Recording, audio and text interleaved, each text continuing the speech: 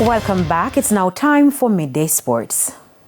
Barely 4 months after his return from a reduced 18-month anti-doping ban, Jamaica Scorpions captain John Campbell could be facing a suspension of up to 8 games, along with Barbados skipper Raymond Reefer for their part in the double forfeiture of the Regional Super 50 Cup final on Saturday. This, as a pair, have been written up for a level 3 breach of the Code of Conduct by match referee Ryan King. This was confirmed to TVJ Sports on Thursday by Director of Cricket at Cricket West Indies, Miles Bascom. On the level 3, the suspension could be up to, I think it's somewhere from 4 to 8 matches, if that is the option that the match referee chose to impose.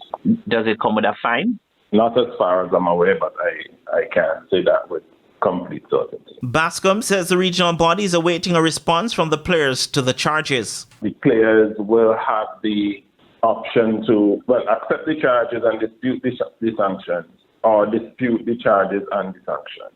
In their response, they have to indicate which of those options they are taking and communicate that back to the match referee. If they accept the charges, then the sanctions will be imposed and the matter will be pretty much done with. If they dispute the charges or the sanctions, then the matter will proceed to the disciplinary committee. Former captain Stafanie Taylor has been left out, while 2 Jamaicans have been named as Cricket West Indies announced the squad for the multi-format series versus India. Chanel Henry and Rashada Williams are the Jamaicans named in the squad.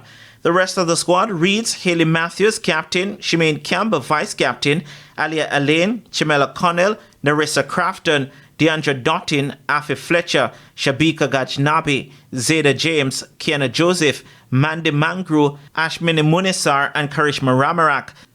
The team's last white ball encounter in India in 2016 saw the Windies winning 3-0 in the T20s before India claimed a similar 3-0 win in the ODIs. The West Indies women will begin their T20 series on December 15, while the ODI series will commence on December 22.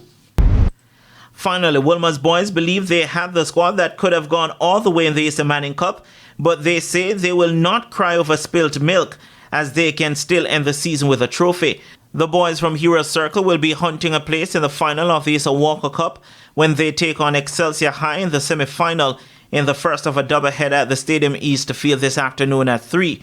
Wilmers defeated Tivoli Gardens High 2-1 in their quarter-final encounter to make it into the last 4, while Excelsior got the better of Eltham 7-6 on penalties after a 0-0 regulation scoreline. Wilmers had the team to do well in Manning Cup, but nevertheless, Walker Cup, who has a good history, a rich history, we're still going for it, so we still can leave with a trophy this season.